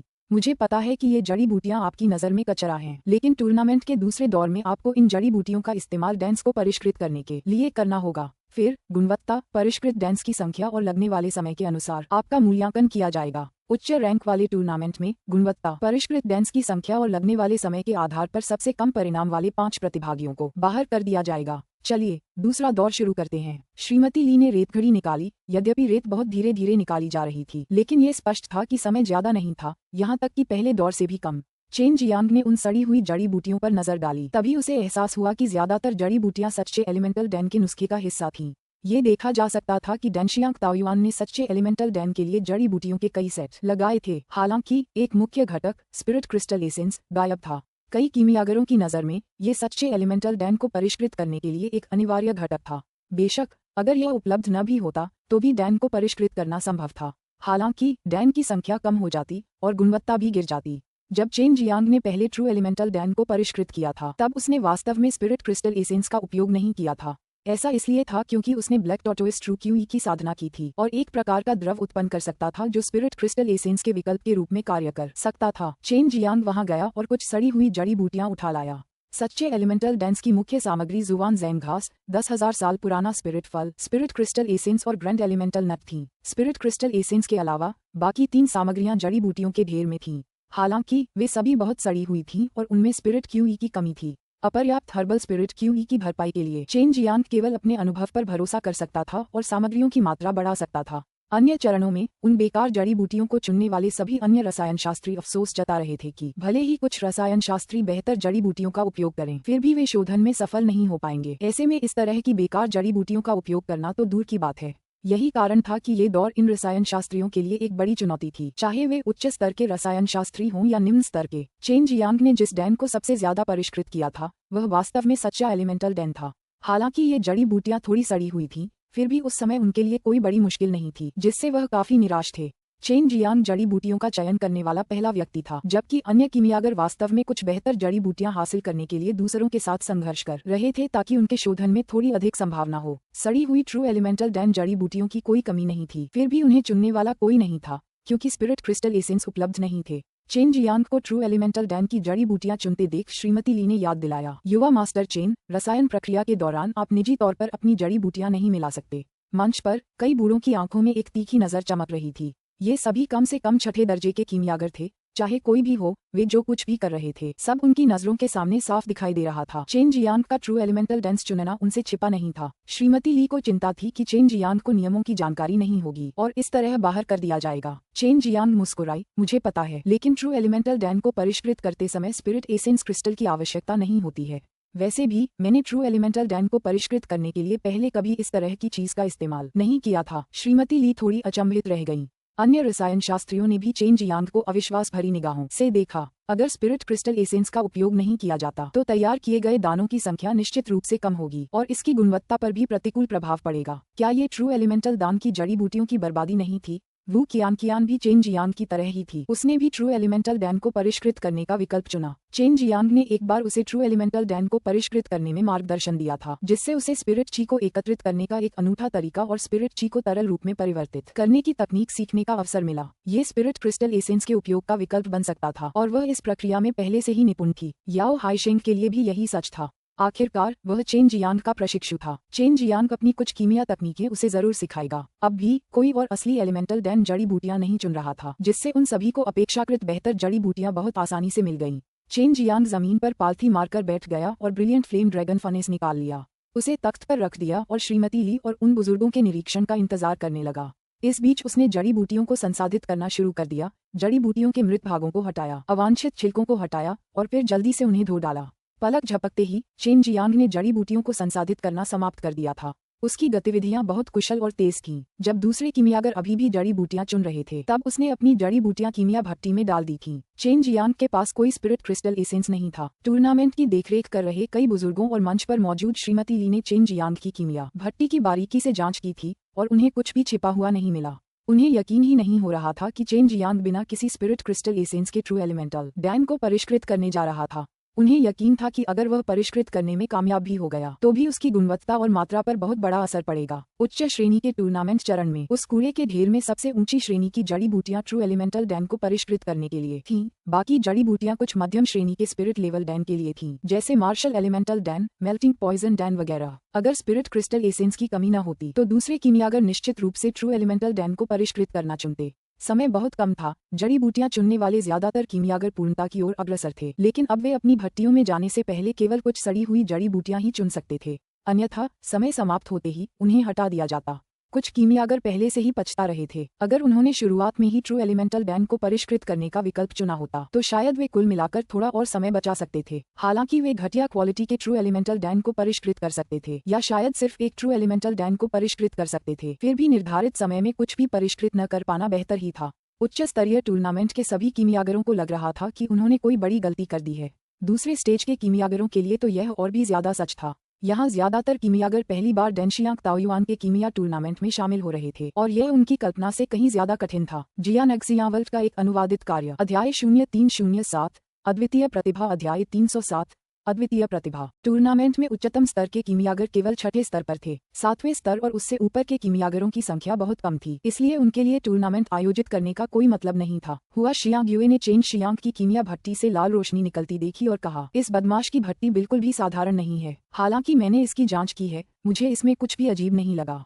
मैंग, तुम तो एक शोधक हो, क्या तुम कुछ नहीं बता सकते? लियू मैंग ने अपना सिर हिलाया। मैं कुछ भी समझ नहीं पा रही हूँ। हालांकि कीमिया भट्टी वाकई बहुत अजीब है। अगर मैं थोड़ी देर तक इसकी जांच कर सकूं, तो शायद मुझे कुछ दिखाई दे। इस छोटे बदमाश की कीमिया भी कमाल की है। क्या ये भट्टी की वजह से है? हुआ जियांगयू रहस्यमय ढंग से मुस्कुराया। आपको अगले दौर में पता चल जाएगा। मैं भी बहुत उत्सुक हूँ कि यह सब कीमिया भट्टी के कारण है या नहीं। इसीलिए अगला दौर विशेष रूप से उसके लिए डिजाइन किया गया था। चेन जियांग बहुत इत्मीनान से डैन को परिष्कृत कर रहा था। उसके लिए ये बेहतर स्पिरिट जड़ी बूटियों से ट्रू एलिमेंटल डैन को परिष्कृत करने जैसा ही था। ब्रिलियंट फ्लेम ड्रैगन फनेस पर निर्भर होने के कारण उसकी कीमियागिरी की गति बहुत तेज थी। उसकी उम्मीद के मुताबिक काम पूरा होने के बाद उसके पास बहुत समय बचेगा। अगर वह ब्रिलियंट फ्लेम ड्रैगन पर निर्भर न भी होता तो भी वह एक साधारण फनेस का इस्तेमाल करके इस दौर को पार कर लेता, क्योंकि उसके पास अभी भी शक्तिशाली हेवनली सनफायर स्पिरिट थी। Chain Jiang true elemental Dan को परिष्कृत करने में बेहद माहिर हो गया था। पिछली बार नीलामी शुरू होने से पहले वह एकांतवास में चला गया था और दिमाग सुन्न कर देने वाली मेहनत से ट्रू एलिमेंटल डैन को परिष्कृत किया था। उस समय शोधन करते करते उसे लगभग खून की उल्टी आ गई थी। इस समय ट्रू एलिमेंटल डैन को परिष्कृत करना उसके लिए एक खेल जैसा था, भले ही वह शोधन के लिए घटिया किस्म की जड़ी बूटियों का इस्तेमाल कर रहा था। चेन जियांग का काम जल्दी ही पूरा हो गया। उसकी शानदार ज्वाला ड्रैगन भट्टी में 5 सच्चे तत्वदान प्रकट हुए। हालांकि उसने अभी तक ये घोषणा नहीं की थी कि उसने शोधन पूरा कर लिया है। वह दूसरों का इंतजार कर रहा था। बाकी सभी कीमियागर अभी भी अपनी कीमियागिरी पर ध्यान केंद्रित कर रहे थे और वह दूसरों को परेशान नहीं करना चाहता था। इसके अलावा प्रतियोगिता के दौरान उसे संबंधित नियमों का पालन करना था। चेन जियांग ने उच्च स्तरीय टूर्नामेंट के मंच पर एक अधेड़ उम्र के व्यक्ति पर नजर डाली। एल्डर डैन द्वारा दी गई जानकारी के अनुसार यह अधेड़ उम्र का व्यक्ति इस समूह का सबसे शक्तिशाली और प्रतिभाशाली कीमियागर था। वह डेनशियांग ताओयुआन का एक युवा छठे स्तर का कीमियागर था। चेन जियांग ने फिर एक गोटी वाले बूढ़े व्यक्ति की ओर देखा। ये बूढ़ा व्यक्ति प्राउड स्वॉर्ड संप्रदाय का एक कीमियागर था। वह भी छठे स्तर का कीमियागर था। उसने कुछ देर इधर उधर देखा और पाया कि इन कीमियागरों का स्तर बहुत ऊंचा था। चाहे ज्वालाओं का मामला हो या उनकी दिव्य अनुभूति का। उनके प्रदर्शन ने उसे मन ही मन चकित कर दिया था। अगर ये कोई साधारण 5वें स्तर का कीमियागर होता तो उसे जरूर बाहर कर दिया जाता। टूर्नामेंट देख रहे दर्शक स्वाभाविक रूप से शांत रहे। अगर शोरगुल होता तो रसायन शास्त्रियों पर इसका काफी बुरा असर पड़ता। वैसे भी रसायन शास्त्रियों को इतने बड़े दर्शक समूह के सामने रसायन विद्या करने में पहले से ही कठिनाई हो रही थी। भीड़ में कुछ दीन भेष बदलकर छिपे हुए थे। वे सभी अपने संप्रदाय के रसायन शास्त्रियों के प्रदर्शन को देखने आए थे। साथ ही साथ वे अन्य संप्रदायों के रसायन शास्त्रियों के स्तर पर भी नजर डाल सकते थे। समय समाप्त। श्रीमती ली चिल्लाईं। उनकी आवाज से दान बनाने में मग्न कई रसायन शास्त्री चौंक गए, जिसके तुरंत बाद एक के बाद एक धमाकों की गड़गड़ाहट सुनाई दी। कुछ निम्न स्तर के रसायन शास्त्री इससे भयभीत हो गए, जिसके कारण उनकी भट्टियों में विस्फोट हो गया। अपने सामने ये हास्यास्पद दृश्य देखकर चेन जियांग मन ही मन हंस पड़ा। निम्न स्तरीय टूर्नामेंट का चरण सबसे मजेदार था। कई कीमिया भट्टियां फट गई थीं। कई प्रतिभागी आंसुओं से भर गए थे। ये निम्न स्तरीय कीमियागर पहली बार भाग ले रहे थे और उन्होंने पहले कभी ऐसा दृश्य नहीं देखा था जहां उनके प्रदर्शन पर असर पड़े। और तो और वे शुरू में बहुत तनाव में थे। श्रीमती ली की ऐसी चीख ने उन्हें डराकर भारी भीड़ के सामने एक बड़ी गलती करने पर मजबूर कर दिया था। निम्न और मध्य स्तर के टूर्नामेंट चरण में कई प्रतिभागियों ने अपनी रासायनिक भट्टियों को विस्फोटित कर दिया था। वे निराश होकर मंच से चले गए। केवल उच्च स्तर के टूर्नामेंट चरण में मौजूद रसायनज्ञ ही शांत रहे। ऐसा प्रतीत होता था कि वे सभी शोधन में सफल रहे थे। वे केवल परिणाम की प्रतीक्षा कर रहे थे। उच्च स्तरीय टूर्नामेंट में फिलहाल 25 रसायन शास्त्री बचे थे और कुछ कुशल उच्च स्तरीय रसायन शास्त्रियों को टूर्नामेंट की देखरेख का जिम्मा सौंपा गया था। इसलिए उनके दौर का परिणाम जल्द ही आ जाएगा। इन बूढ़े कीमियागरों ने एक एक करके उन भट्टियों के ढक्कन खोले और उनके अंदर मौजूद दान की जांच की। फिर उन्होंने परिणाम एक किताब में लिख लिए। जैसे ही इन कीमियागरों ने भट्टियों का ढक्कन खोला, कई बूढ़े चेहरों पर निराशा के भाव उभर आए। दान निकालने के बाद वे सभी अपना सिर हिला रहे थे। चेन जियांग कतार के पीछे खड़ा था। उसने पाया कि इन रसायन शास्त्रियों द्वारा तैयार किए गए दान का स्तर निम्न था, लेकिन तैयार किए गए दान की संख्या सामान्य के बराबर थी, इसलिए उनका स्कोर सामान्य की तुलना में थोड़ा अधिक होगा। अपने गहन अवलोकन के बाद उन्होंने पाया कि परिष्कृत किए गए अधिकांश दान मध्यम श्रेणी के आध्यात्मिक स्तर के दान थे। इस स्तर पर केवल उन्होंने ही उच्च श्रेणी के आध्यात्मिक स्तर ट्रू एलिमेंटल दान को परिष्कृत करने का विकल्प चुना था। चेन जियांग की बारी आते ही दूसरे कीमियागर भी बहुत चिंतित हो गए। चेन जियांग के चेहरे पर एक बहुत ही शांत भाव था। ये स्पष्ट था कि वह शोधन में सफल रहा था। इन कीमियागरों का अनुमान था कि चेन जियांग ने ज्यादा से ज्यादा एक सच्चे तत्व दान का शोधन किया है। उनके दानों के विपरीत यह निश्चित रूप से थोड़ा कमजोर होगा, क्योंकि मूल्यांकन मूल्य पर आधारित होता है। अगर सच्चे एलिमेंटल डैन की गुणवत्ता कम होती तो कीमत केवल 3000 या इतने ही क्रिस्टल पत्थर होते। अगर वह मध्यम श्रेणी का स्पिरिट लेवल डैन होता तो उसकी गुणवत्ता थोड़ी कमजोर होती, लेकिन अगर वह मात्रा में जीतता तो कुल कीमत ज्यादा होती। जैसे ही ब्रिलियंट फ्लेम ड्रैगन फनेस का ढक्कन खुला, एक तेज जड़ी बूटी की खुशबू फैलने लगी, जिसने मंच पर मौजूद कीमियागरों के मन को झकझोर दिया। साथ ही उन्हें बहुत आश्चर्य भी हुआ, क्योंकि मंच पर मौजूद सभी कीमियागर अनुभवी थे। जड़ी बूटी की खुशबू की एक झलक से ही वे सभी जान गए कि चेन जियांग द्वारा परिष्कृत ट्रू एलिमेंटल डैन की गुणवत्ता बहुत अच्छी थी। 5 सच्चे एलिमेंटल डैन, सर्वोच्च गुणवत्ता, एक 7वें स्तर के पुराने अल्केमिस्ट ने कहा। कई और बूढ़े कीमियागर जल्दी से वहां आ गए। जब वे वहां से गुजर रहे थे तो उनकी कमर पर लटकी 7 सुनहरी रेखाओं वाली जेड कार्ड बाएं दाएं हिल रही थी और वह बेहद चमकदार लग रही थी। वे सभी 7वें दर्जे के कीमियागर थे। हालांकि उनमें और छठे दर्जे के कीमियागरों में सिर्फ 1 दर्जे का फर्क था। फिर भी सभी छठे दर्जे के कीमियागर इन बूढ़ों का दिल से सम्मान करते थे। उच्च स्तरीय टूर्नामेंट में शामिल सभी कीमियागरों के चेहरों पर एक अविश्वसनीय भाव था। वे सभी अपने पैर की उंगलियों पर खड़े हो गए और चेन जियांग के स्थान की ओर देखने लगे। जब वे कई बूढ़े कीमियागर चेन जियांग द्वारा परिष्कृत किए गए सच्चे तत्वदान को पकड़े हुए आए तो वे सभी बार बार अपनी आंखें बंद किए बिना नहीं रह सके। सामान्य परिस्थितियों में केवल 3 सच्चे तत्वदान ही परिष्कृत किए जा सकते थे, ज्यादा से ज्यादा 4। फिर भी चेन जियांग ने एक ही बार में 5 परिष्कृत कर लिए थे, और वह भी सड़ी हुई जड़ी बूटियों का इस्तेमाल करके। उनके लिए सबसे अकल्पनीय बात ये थी कि चेन जियांग ने ऐसा परिणाम पाने के लिए स्पिरिट क्रिस्टल एसेंस का इस्तेमाल नहीं किया था। उच्च श्रेणी के टूर्नामेंट चरण में कीमियागरों को संदेह हुआ कि चेन जियांग धोखाधड़ी कर रहा है। मैंने उसकी रसायन भट्टी की बारीकी से जांच की। जब वह रसायन भट्टी में था तब मैंने उसकी हर क्रिया का अवलोकन भी किया। धोखाधड़ी की कोई संभावना नहीं है, और ये सच्चे तत्वदान तो अभी अभी भट्टी से निकले हैं।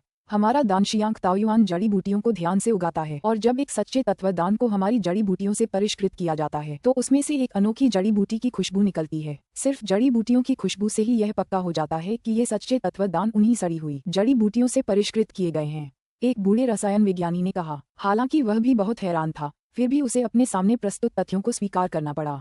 बाकी पुराने कीमियागरों ने भी एक एक करके सिर हिलाया। वे सभी कीमिया के विशेषज्ञ थे, किसी भी छठे दर्जे के कीमियागर से कई गुना ज्यादा शक्तिशाली। उनकी अंतर्दृष्टि भी बहुत भयावह थी। सभी का निर्णय एक जैसा था। चेन जियांग ने किसी भी तरह की धोखाधड़ी नहीं की थी। ये पुराने कीमियागर चेन जियांग से पूछना चाहते थे कि वह स्पिरिट क्रिस्टल एसेंस की अनुपस्थिति में भी इतनी अच्छी गुणवत्ता वाले ट्रू एलिमेंटल डैन को कैसे परिष्कृत कर सकता है। हालांकि वे पूछ नहीं सकते थे, क्योंकि हर कीमियागर की अपनी अलग कीमिया तकनीक होती थी जो किसी बाहरी व्यक्ति को नहीं बताई जाती थी। अगर स्पिरिट क्रिस्टल एसेंस उपलब्ध होता तो ये 7वें दर्जे के पुराने कीमियागर उन सड़ी हुई जड़ी बूटियों से उच्च गुणवत्ता वाले ट्रू एलिमेंटल डैन को भी परिष्कृत कर सकते थे, लेकिन ज्यादा से ज्यादा 2 ही होते, 3 भी हासिल करना बहुत मुश्किल होता। लेकिन इसके विपरीत चेन जियांग ने 5 डैन परिष्कृत कर लिए थे, जो उनकी क्षमता से कहीं ज्यादा था। चेन जियांग की कीमियागिरी की प्रतिभा ने उन 7वें दर्जे के कीमियागरों को पहले ही प्रभावित कर दिया था। चेन जियांग को देखकर उनकी आंखें सम्मान से भर गईं। हालांकि चेन जियांग वर्तमान में 5वें दर्जे का कीमियागर था, लेकिन उसकी बुनियादी बातें उनसे कहीं आगे थीं। उनकी नजर में चेन जियांग कीमियागिरी के क्षेत्र में एक अद्वितीय प्रतिभा से कम नहीं था। जियान एक्सियावल्ट का एक अनुवादित कार्य अध्याय 0308 दुर्भाग्य। अगर कीमत की बात की जाए तो चेन जियांग के ये 5 सच्चे एलिमेंटल डैन भारी दामों में बिक सकते थे। वह एक बार फिर आसानी से राउंड पास करने में कामयाब रहा, और वो भी पूरी तरह से। इससे उन 6ठे दर्जे के अल्केमिस्टों को बहुत जलन हुई। वे मन ही मन शर्मिंदा थे। वे असल में एक अनुभवहीन बदमाश से भी बदतर थे, और दूसरी तरफ दूसरा पक्ष तो बस एक घटिया 5वें दर्जे का अल्केमिस्ट था। ये कीमियागर ईर्ष्या तो कर रहे थे, लेकिन वे भी उन 7वें दर्जे के कीमियागरों की तरह यही मानते थे कि वे जानते थे कि चेन जियांग की नींव बेहद जबरदस्त थी। वह जड़ी बूटियों का इस्तेमाल पूरी तरह से कर सकता था। उसकी मजबूत बुनियादी बातों से यह बिल्कुल साफ था कि कीमिया में चेन जियांग का भविष्य असीम होगा। दूसरे राउंड के अंत में कई निष्कासित प्रतिभागी एक बार फिर निम्न श्रेणी और मध्यम श्रेणी के टूर्नामेंट चरण से बाहर हो गए, जबकि केवल 5 ही उच्च श्रेणी के टूर्नामेंट चरण से बाहर हुए। इसके बाद तीसरा राउंड आया। हालांकि स्टेज पर मौजूद अल्केमिस्ट एक और राउंड पार कर चुके थे, फिर भी वे बेहद तनाव में थे, खासकर वे अल्केमिस्ट जो आखिरी राउंड को बमुश्किल पार कर पाए थे। दूसरे राउंड ने उन पर लगभग असहनीय दबाव डाला था। तीसरा राउंड भी निश्चित रूप से वैसा ही होगा, अगर ज्यादा कठिन नहीं। वू कियान और याओ हाईशेंग दोनों ने दूसरे राउंड को भी आसानी से पार कर लिया था। वू कियान ने 2 ट्रू एलिमेंटल डैन को रिफाइन किया था, जबकि याओ हाईशेंग सिर्फ एक ही रिफाइन कर पाए थे, लेकिन दोनों डैन उच्च स्तरीय गुणवत्ता के थे। ये बात भी इन बुजुर्गों के लिए एक झटके की तरह थी। मिडिल रैंक टूर्नामेंट स्टेज की बात करें तो उनका प्रदर्शन बहुत अच्छा रहा। चरम मार्शल संप्रदाय के 3 कीमियागर उच्च गुणवत्ता वाले सच्चे तत्वदान को परिष्कृत करने में सक्षम थे। अन्य कीमियागरों ने इसे देखा और एल्डर डैन की कीमिया तकनीक की अत्यधिक प्रशंसा की। उनका मानना था कि चेन जियांग, वू कियान और याओ हाईशेंग को एल्डर डैन का मार्गदर्शन प्राप्त था, तभी वे बिना किसी स्पिरिट क्रिस्टल एसेंस का उपयोग किए सच्चे तत्वदान को परिष्कृत करने की कला सीख सकते थे। तीसरे राउंड के लिए थोड़ी किस्मत की जरूरत होती है। जिनकी किस्मत खराब है उनके लिए ये राउंड शायद खत्म हो जाए। श्रीमती ली ने मुंह उठाया, उनके चेहरे पर एक अजीब सी मुस्कान आ गई। इससे बाकी कीमियागरों में मन ही मन घबराहट होने लगी। निम्न रैंक और मध्य रैंक टूर्नामेंट अब अंतिम दौर में प्रवेश कर चुका है। इस दौर में चैंपियन का फैसला किया जाएगा। नियम इस प्रकार हैं। प्रतिभागी डेनशियांग ताओयुआन द्वारा प्रदान की गई कीमिया भट्टी का उपयोग। डेनशियांग ताओयुआन द्वारा प्रदान की गई जड़ी बूटियां भी प्रदान की जाएंगी।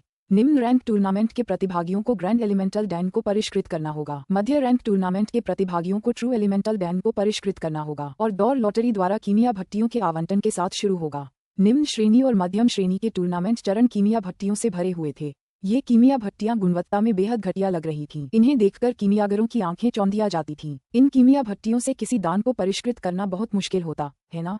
इसके अलावा समय की भी बहुत पाबंदी थी।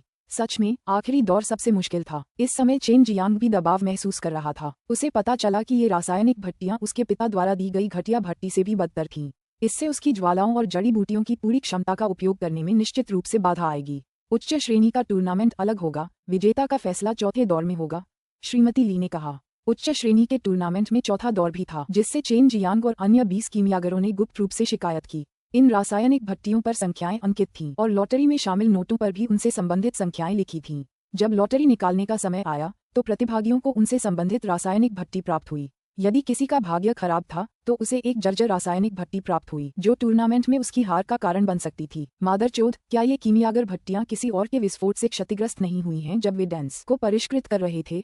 हम इसमें कैसे शोधन कर सकते हैं? चेन जियांग ने शाप दिया। अन्य कीमियागर भी एक एक करके बड़बड़ाने लगे। चेन जियांग पहले ही एक बदकिस्मत आदमी को एक घटिया नंबर निकालते देख चुका था, और उसे दरारों से भरी एक रसायन भट्टी सौंपी गई थी। कोई भी बता सकता था कि यह आदमी बर्बाद होने वाला है। इन सभी कीमियागरों को किसी न किसी संप्रदाय या परिवार ने खूब पाला पोसा था। वे आमतौर पर जिस भट्टी का इस्तेमाल करते थे वह बहुत उच्च गुणवत्ता की होती थी। अब अचानक उन्हें एक सड़ी हुई कीमियागर भट्टी का इस्तेमाल करना पड़ा। यह एक कीमियागर की बुनियादी नींव की परीक्षा थी। ये तय किया जा सकता था कि एक अच्छी कीमियागर भट्टी पर निर्भर हुए बिना भी वह कितना अच्छा है। अचानक हुआ जियांगयू की आवाज चेन जियांग के दिमाग में गूंजी, छोटे बदमाश, जब तुम बक्से से लॉटरी निकाल रहे हो, अगर तुम्हें ठंडी लॉटरी लगे तो उसे पकड़ लो, मैं तुम्हारे लिए एक अच्छी लॉटरी का इंतजाम कर दूंगा। हुआ शियांग का संदेश सुनकर चेन शियांग ने चारों ओर देखा, लेकिन हुआ शियांग का एक भी निशान नहीं मिला। हालांकि वह मन ही मन उत्साहित था। हालांकि उसे लगा कि ये दूसरे कीमियागरों के साथ थोड़ा अन्याय है, फिर भी उसने ये सोचकर खुद को सही ठहराया कि इन कीमियागरों में वह सबसे छोटा और कमजोर है। उसके बाद वह ज्यादा निश्चिंत हो गया। हमारे ऊपर वाले टावर में, लॉन्ग जुई ने चेन जियांग को सूचित किया। चेन जियांग ने तुरंत ऊपर देखा, फिर भी उसे हुआ जियांगयू नहीं दिखाई दिया। हालांकि उसे खिड़की से एक जोड़ी चमकदार सुंदर आंखें दिखाई दी। लियू मेंग एक तरफ हट गए और हल्की सी आह भरते हुए बोले, इस छोटे शैतान ने तुम्हें वास्तव में यहाँ पाया है, ये कितनी शक्तिशाली दिव्य अनुभूति है। हुआ जियांगयू भी बहुत आश्चर्यचकित था। ऐसा लगता है कि इस छोटे बदमाश ने मेरी कल्पना से कहीं अधिक गहराई से छुपा रखा है। जियांगयू, क्या तुम सचमुच उसे एक अच्छी रसायन भट्टी बनाने में मदद करोगे?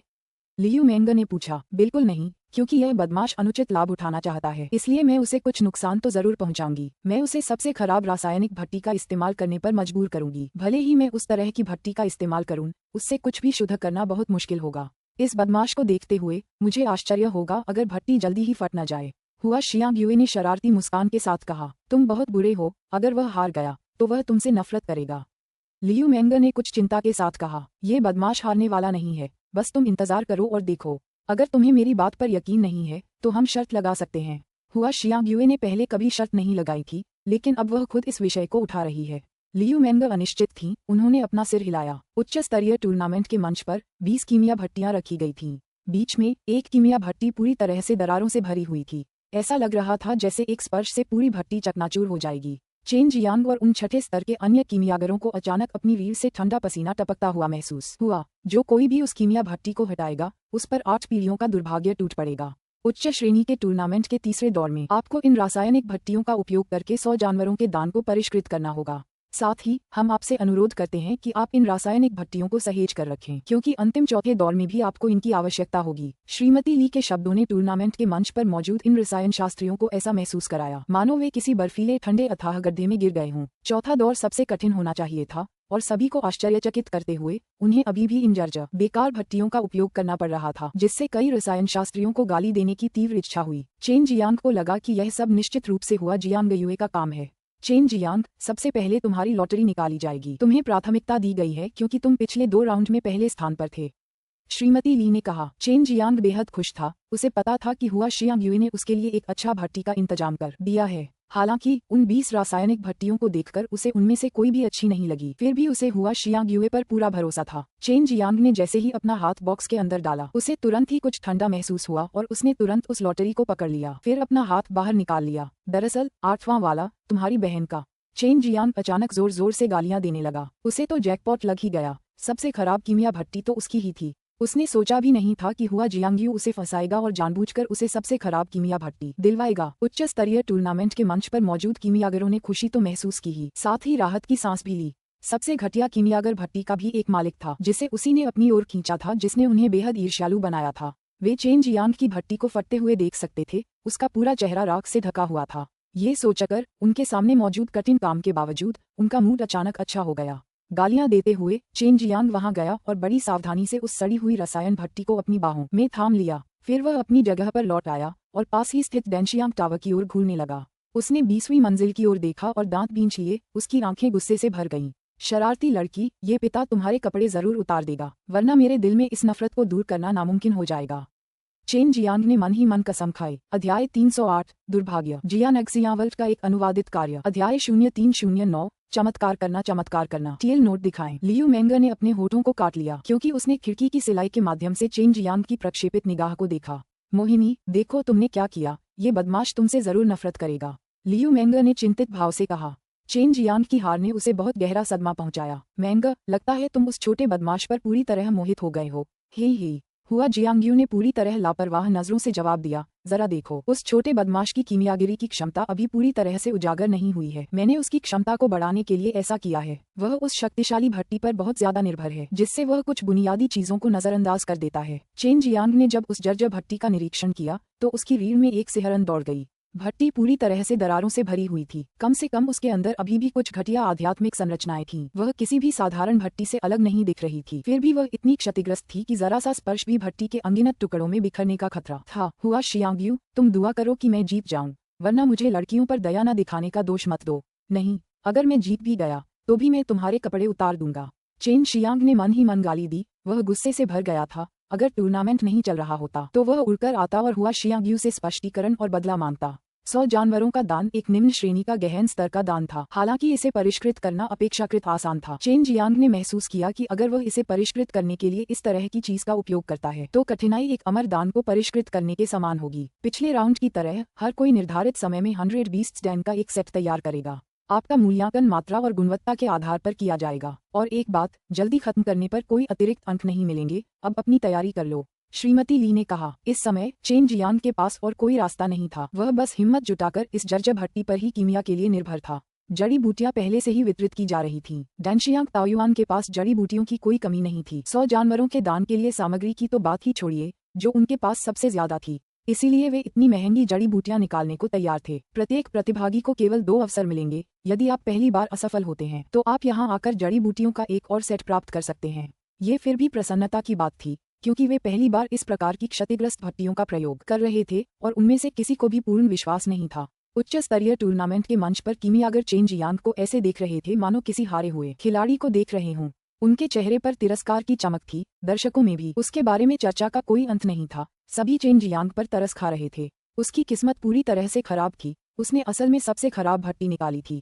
चेन जियांग ने उन किमियागरों के चेहरे पर उपहास के भाव देखे और अपने दिल में बेचैनी महसूस की। वह अपने सामने पड़ी जर्जर कीमिया भट्टी को लावा में बदलने के लिए बेताब था। शांत हो जाओ, तुम्हें खुद पर भरोसा होना चाहिए। तुम 30 साल की उम्र से पहले ही 5वें स्तर के कीमियागर बन गए हो। चेनवू मुख्य भूमि की तो बात ही छोड़ो, यहाँ तक कि पूरी नश्वर दुनिया में भी ऐसा कम ही देखने को मिलता है।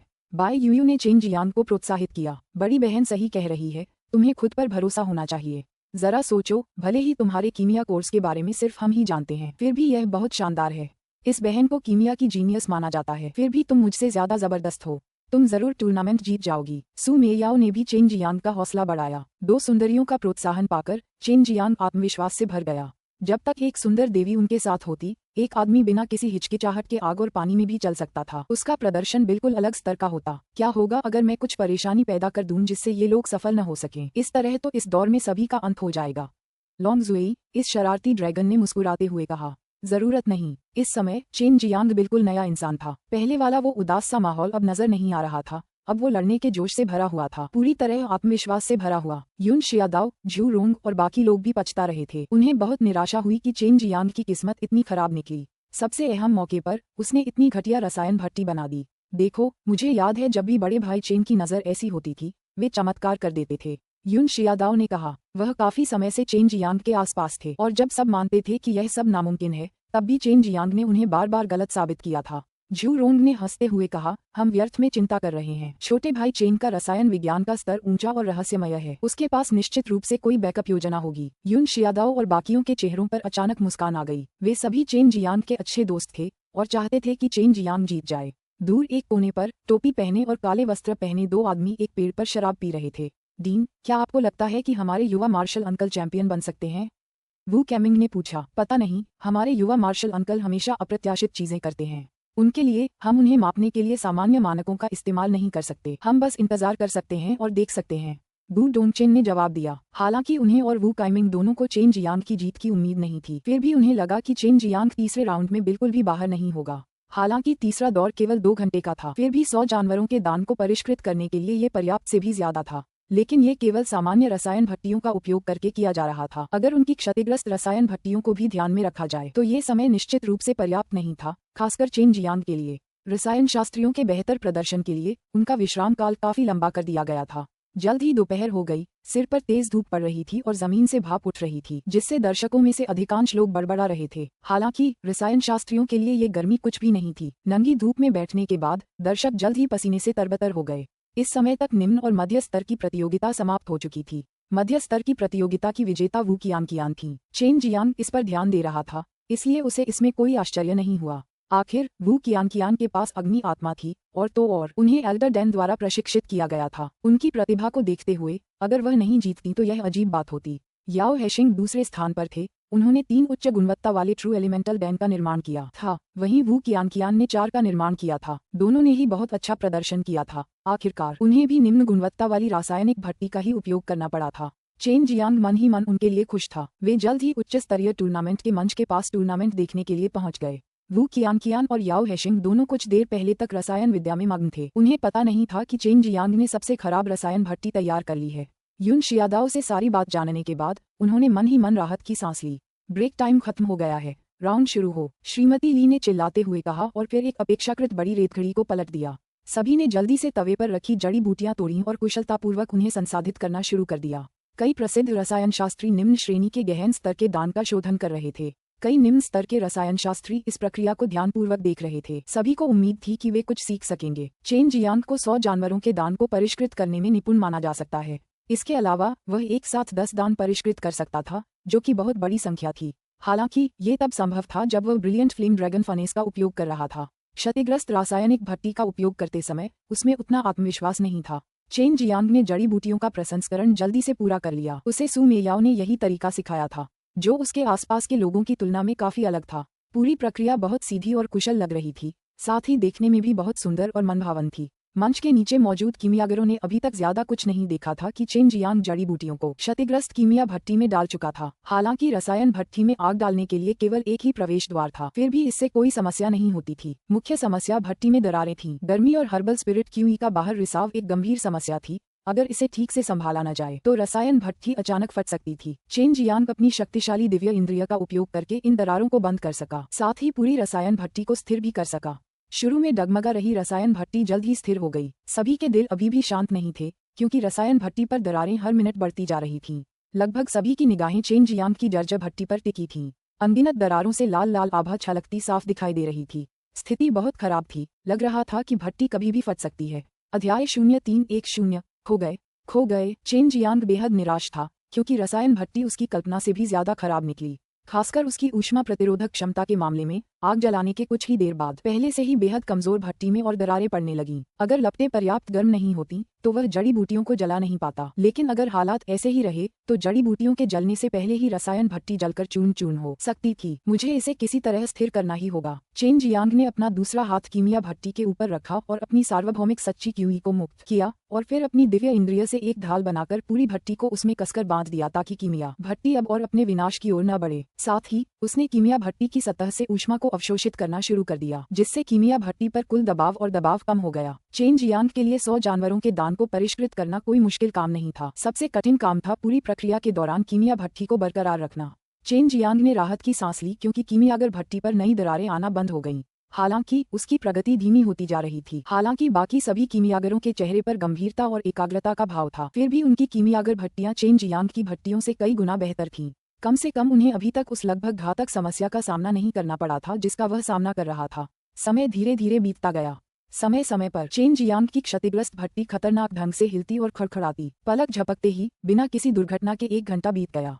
इस समय दान जियांग ताओयुआन का कीमियागर आखिरकार शोधन में सफल हो गया था। जल्द ही एक के बाद एक बाकी कीमियागरों ने 100 जानवरों वाले डैन को परिष्कृत करना पूरा कर लिया।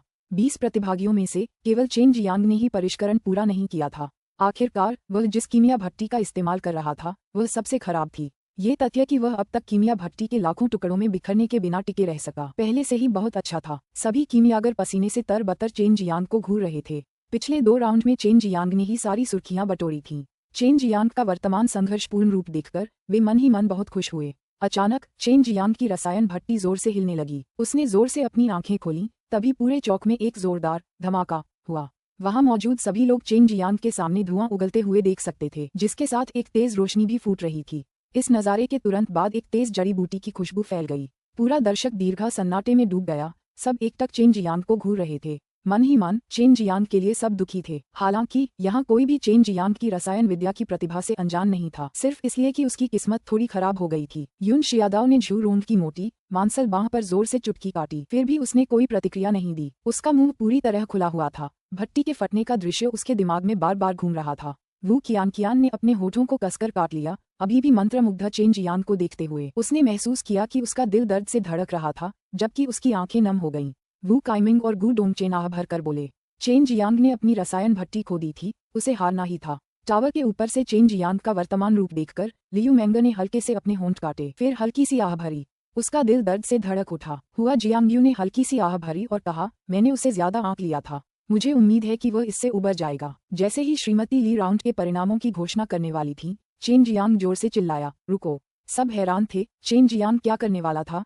उसकी रसायन भट्टी पहले ही टुकड़े टुकड़े हो चुकी थी। उसकी राख बिखरने के साथ ही वह पहले ही असफलता के गर्त में गिर चुका था और अब बाहर निकलने का कोई रास्ता नहीं था। युवा मालिक चेन, आप।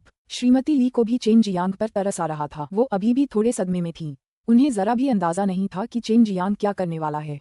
चेन जियांग ने अपनी मुठियां भींच लीं और आसमान की ओर देखा। हालांकि धमाका बस एक पल के लिए ही हुआ था। उस पल में उसके दिमाग में बहुत सी बातें कौंध गईं, जिसकी वजह से वह कुछ देर के लिए बेहोश हो गया। ऐसा लगता है कि मैं ब्रिलियंट फ्लेम ड्रैगन फर्नेस पर बहुत ज्यादा निर्भर हो गया हूँ, लेकिन इसका मतलब यह नहीं कि अगर मेरे पास ब्रिलियंट फ्लेम ड्रैगन फर्नेस नहीं है तो मैं कुछ नहीं कर सकता। कीमिया का रास्ता बहुत विशाल है। इस असफलता ने मुझे अपनी सीमाओं से आगे बढ़ने का मौका दिया है। इस दौर में मुझे अपनी सीमाओं को चुनौती देनी होगी। चेन जियांग ने तपते सूरज को देखा और मन ही मन सोचा। उसने अपनी मुठियां कसकर भींच लीं। इस पल उसका चेहरा आत्मविश्वास से भर गया और लड़ने का जोश। उसके चेहरे का रंग देखकर दर्शकों में से कई लोग हैरान थे। उसे इतना बड़ा झटका लगा था, फिर भी वह इतनी जल्दी ठीक हो गया। वह वाकई दूसरों से बेहतर था। श्रीमती ली, अभी कुछ समय बाकी है और मेरे पास अभी एक आखिरी मौका भी है, चेन जियांग ने उदासीन भाव से कहा। इस शांत भाव और बयान ने सबको डरा दिया। श्रीमती ली पहले ही चेन जियांग से निकलने वाले प्रभावशाली व्यक्तित्व से स्तब्ध हो चुकी थी। मंच पर मौजूद अन्य कीमियागरों के साथ भी यही स्थिति थी। हाँ, लेकिन आपके पास कीमिया भट्टी नहीं है, श्रीमती ली ने कहा, और यही बात बाकी सब भी कहना चाहते थे। चेन जियांग के पास अब कोई रासायनिक भट्टी नहीं थी। वह आगे कैसे काम करेगा? चेन जियांग ने उदासीनता से मुस्कुराते हुए कहा, कौन कहता है कि दान को परिष्कृत करने के लिए एक रासायनिक भट्टी आवश्यक है? हाँ, तकनीकी रूप से ऐसा कोई नियम नहीं था जो कहता हो कि कीमिया के लिए कीमिया भट्टी आवश्यक है, लेकिन यदि कोई कीमिया भट्टी का उपयोग नहीं करने वाला था तो डैन को कैसे परिष्कृत किया जा सकता था? श्रीमती ली, जल्दी से मुझे जड़ी बूटियां दीजिए, समय कम है। चेन जियांग पूरी तरह से गंभीर लग रही थी। दर्शकों में शोर मच गया। चेन जियांग वास्तव में कीमिया भट्टी के बिना कीमिया का प्रदर्शन करने जा रहा था। इसके अलावा वह 100 जानवरों के दान, एक निम्न श्रेणी के गहन स्तर के दान को परिष्कृत करने जा रहा था। ये बच्चा पागल है। बिना कीमियाई भट्टी का उपयोग किए किसी दान को कैसे परिष्कृत किया जा सकता है? हाँ, मैंने कभी भी रासायनिक भट्टी का उपयोग किए बिना दान को परिष्कृत करने के बारे में नहीं सुना है। सदमे से वह अपना दिमाग खो बैठा होगा। खैर, चाहे वह कितनी भी कोशिश कर ले, उसे यहाँ हारना ही है। हर कोई चेन जियांग की प्रतिक्रिया के बारे में बात कर रहा था और एक भी टिप्पणी थोड़ी भी आशावादी नहीं थी। सभी का मानना था कि चेन जियांग के लिए कोई उम्मीद नहीं थी। लेकिन जो लोग चेन जियांग को जानते थे वे सभी जानते थे कि चेन जियांग जितना शांत था उतना ही डरावना भी। युन शियादाओ और झू रोंग पहले ही ऐसी घटनाएं देख चुके थे। वे अचानक उत्साहित हो गए। हालांकि उन्हें नहीं पता था कि चेन जियांग ने ऐसा कैसे करने की योजना बनाई थी, लेकिन वे जानते थे कि चेन जियांग ने अभी हार नहीं मानी है। जब तक उसने हार नहीं मानी है तब तक वह प्रतियोगिता में बना हुआ है। शियांग युए, क्या तुम उसके द्वारा इस्तेमाल किए जाने वाले किसी तरीके के बारे में सोच सकती हो? चेन शियांग को आत्मविश्वास से भरा देखकर लियू मेंगे मन ही मन बहुत खुश हुई। हुआ शियांग युए ने अपना सिर हिलाया, उसकी जलती हुई भौहें भींच लीं। मुझे नहीं पता, अगर मैं होती तो उन्हीं परिस्थितियों में मैं मुश्किल से काम चला पाती। हालांकि मुझे निम्न श्रेणी के गहन स्तर के डैन को परिष्कृत करने में काफी समय लगेगा। इसके अलावा सहायता के लिए कुछ अन्य चीजों की भी जरूरत है। चेन जियांग का आत्मविश्वास भरा रूप ये बता रहा था कि वह जीत सकता है, लेकिन वे सभी अनुभवी और जानकार डीन और टाइकून किसी भी तरीके के बारे में नहीं सोच पा रहे थे जिससे चेन जियांग इस दौर को पार कर सके। जीतना तो दूर की बात है। चेन जियांग ने जल्दी से श्रीमती ली के हाथों से 100 जानवरों के दान के लिए जरूरी जड़ी बूटियां लीं और उन्हें जल्दी से छांट दिया। उसके पास बस 1 घंटे से भी कम समय बचा था। अगर उसके पास कीमिया की भट्टी भी होती तो भी उसे दान को परिष्कृत करने में लगभग 1 घंटा लग जाता। इस समय सबकी निगाहें चेन जियांग पर टिकी थीं। सभी को लग रहा था कि चेन जियांग व्यर्थ ही संघर्ष कर रहा है। छोटे बदमाश, तुम ये कैसे करने वाले हो? सू मेयाओ भी अंदाजा नहीं लगा पा रही थी कि चेन जियांग क्या करने वाला है। उसे चेन जियांग की कीमियागिरी की शिक्षिका माना जा सकता था, फिर भी उसे यकीन था कि उसने चेन जियांग को कभी ऐसा कुछ नहीं सिखाया जिससे वह बिना भट्टी के डांस को परिष्कृत कर सके। चेन जियांग अभी भी जड़ी बूटियों को संसाधित कर रहा था। उसके चेहरे पर बेहद गंभीर भाव थे, मानो उसके पास अभी भी कोई रसायन भट्टी हो। हालांकि सभी जानते थे कि उसकी फटी पुरानी रसायन भट्टी पहले ही टुकड़ों में बदल चुकी थी और मंच पर बिखरी पड़ी थी। कई लोगों ने उसके समर्पण की सराहना की, लेकिन फिर भी सभी का मानना था कि चाहे कुछ भी हो, चेन जियांग केवल व्यर्थ ही संघर्ष कर रहा था। जड़ी बूटियों के संसाधित होने के बाद चेन जियांग ने हल्की सी मुस्कान दी और सू मेयाओ के प्रश्न का उत्तर दिया, मेरे दिल में एक भट्टी है।